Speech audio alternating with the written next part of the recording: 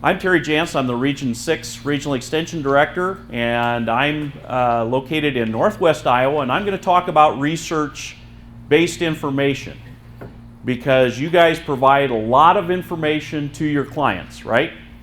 I was in a situation where we were interviewing employees, and afterwards, the council members, the committee, said they didn't even go to the website. You could tell they didn't even look at the website. They didn't research. They didn't check things out. They didn't verify things. And that's what we do in Extension. We're a research-based organization. If you listen to the program directors, there was one, and Kath Ann, as she spoke, and I've heard it a couple other times today, what was one of the things that they kind of laid out in front of us as our charge? Or what do we use as our charge in Extension? What does the data tell you? What does the data tell you? That's what she said. Okay. What else? Know our mission statement. Can anybody recite the mission statement? I know Brian Duncan. Okay, okay, ISU Extension, and if you go to the website and you look at different places, it's worded a little bit differently in different situations. But our ISU Extension mission statement says, ISU Extension builds partnerships and provides research-based learning opportunities to improve the quality of life in Iowa. If you don't take anything away today, that's what we're about. We're providing that information, and it's research-based. It's not what we heard on the street, or it's not what we've learned from so-and-so. It's research-based, and that's the fundamental purpose of our organization, is to provide that information for them to make the right decisions. And we do that in a variety of different ways. And why is research-based important? Can anybody answer that question? Why research-based? Robbie. So you're having the correct information that's safe, up-to-date, and knowledgeable. Right. Okay. Any other reasons? Good. So they continue to have trust in Extension? So we have that built trust, so we have that, they'll keep coming. They'll be clients for a long time. Continued trust. Anything else? It's unbiased. It's unbiased. Great. It's unbiased. That research is unbiased, and we're providing that information, and the research says that this will happen if we do this practice. Okay? Good. So we want that client to have success, so they'll come back, and they'll be partners with us down the road. What is another reason that we provide the research-based, unbiased information? Why else? Why don't we just say, you know what, so-and-so did this and it worked out pretty good for them. Why don't you try that? Why don't we say that? It's not reliable. It's not reliable? Excellent. Liability. Down the road, you say, well, you can do this, and it might turn out okay, and if it doesn't, you end up with a liability situation. So research-based information, you want to provide that. It's unbiased. It's good, reliable information because we have gone through a process of testing that information, and we know it works. Some of the things that you talk about when you talk about research-based education is how that information is all collected. When we look at research and we tie it, again, we're talking about the program directors this morning, tying that information out to the counties. So the research is taking place here on campus or with partnering organizations. We are looking at taking the research-based information and disseminating it out into the county. And so they're looking at, when you look at research, what is an example that I guess I can relate to because I had kids go through school? What do some of the kids in high school or junior high when they're doing science fairs, what are some of the information when they do those science fair, the little bulletin boards or whatever, what are some of the things that go up on that bulletin board? Can anybody remember? Or on those, what is that? The 3 trifolds, okay? What? Hypothesis. There's a process. What else is on that? Their findings. Their findings, okay? And the results. So all that is, you know, we're teaching the kids, our youth, in school, similar to what a scientist does on campus, providing that research. They're running several trials and making sure that it's replicated. So we want to make sure that we're providing the detailed information. And again, because that research employs systematic empirical methods that draw an observation or experimental and provides the reliable data. So we want that information. It ensures that the studies and methods that we're using, they're replicable and they work again. And so that is really important to us as we work with clients to make sure that that information is solid. We can have research-based, and then you're going to hear another term that is sometimes used in extension.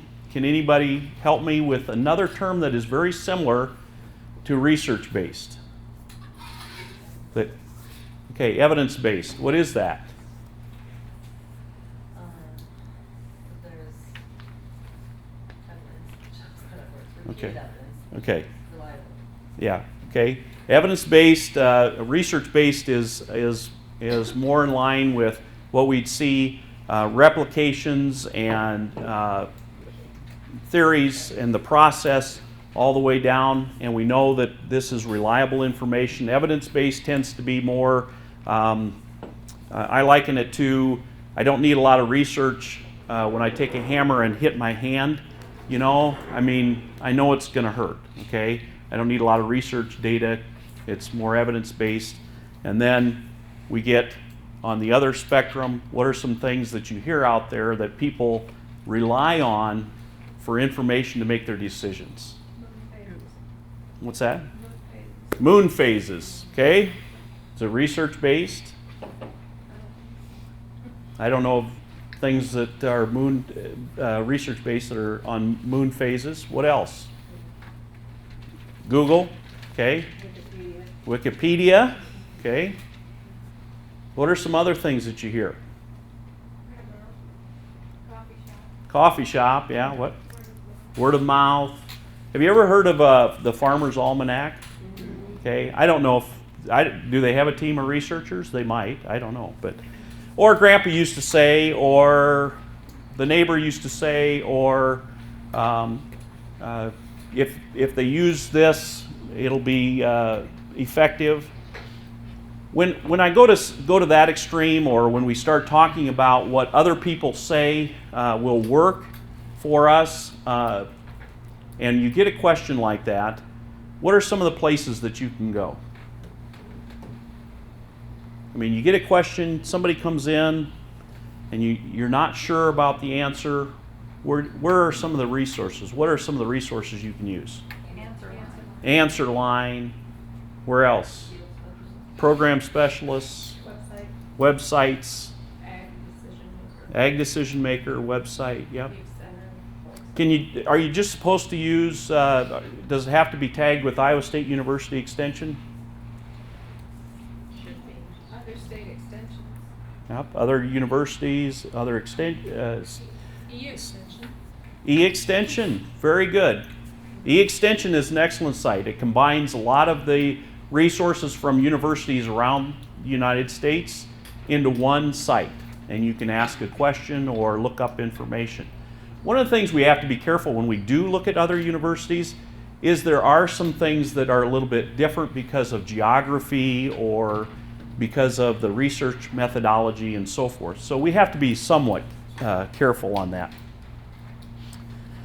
One of the things that I wanted to mention about Terry's example earlier was the candy bar. Was that research-based?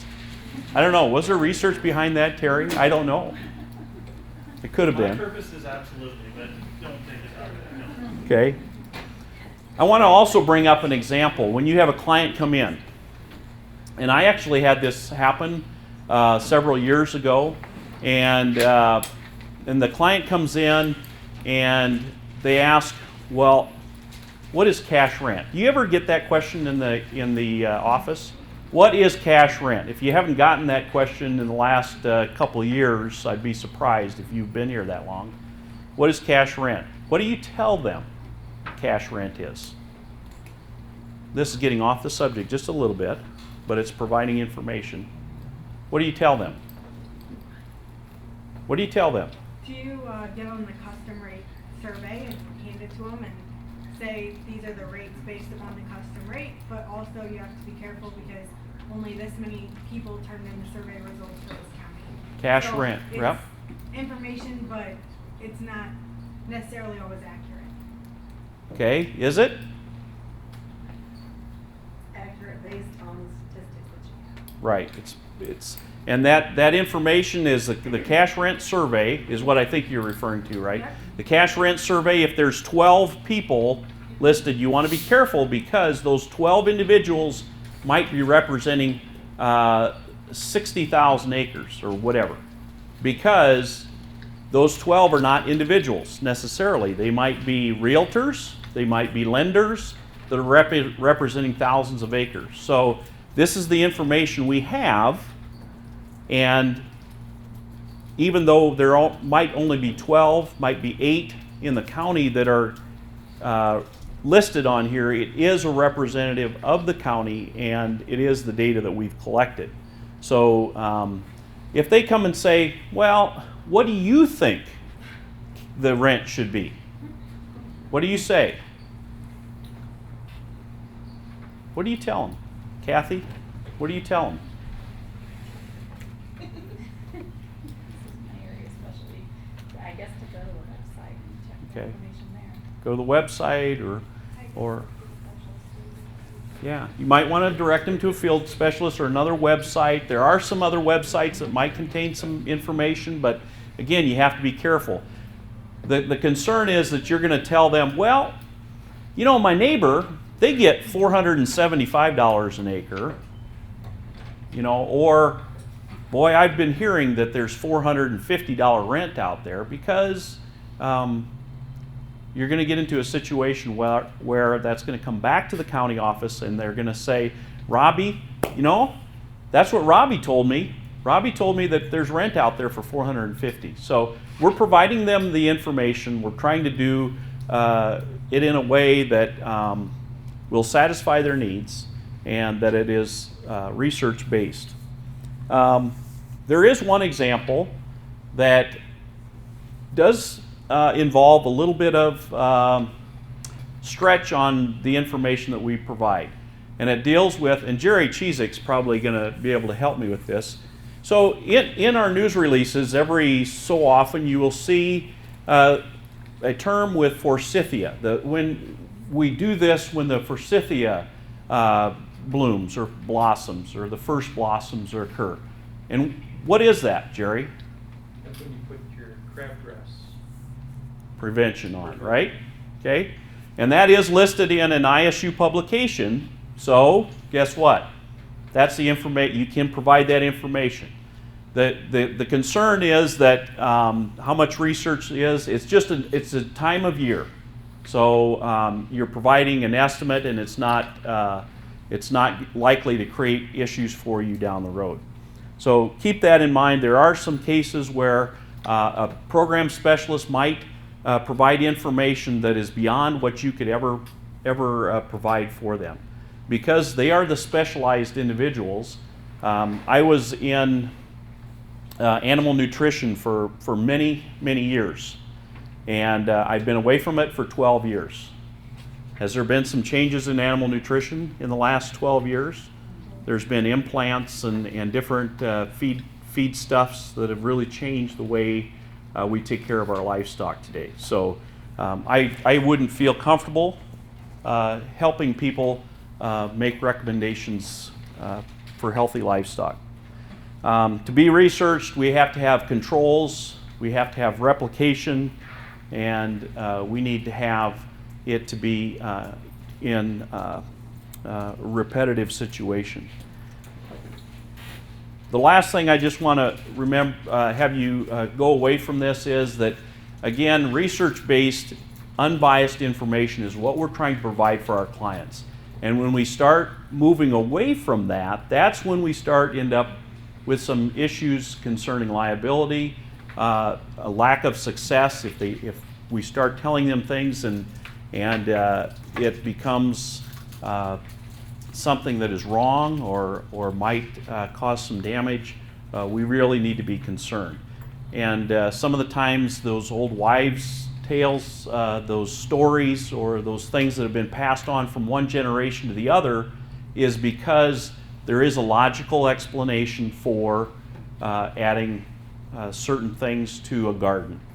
It's because you're adding it, it has an effect because of the nutrient value. For example, eggshells add calcium and so forth. So there's some reasons why people add eggshells to their garden. It's not because that hen laid that great egg and it's just a wonderful additive for the soil. It's because maybe it adds calcium, lime to the soil. So with that,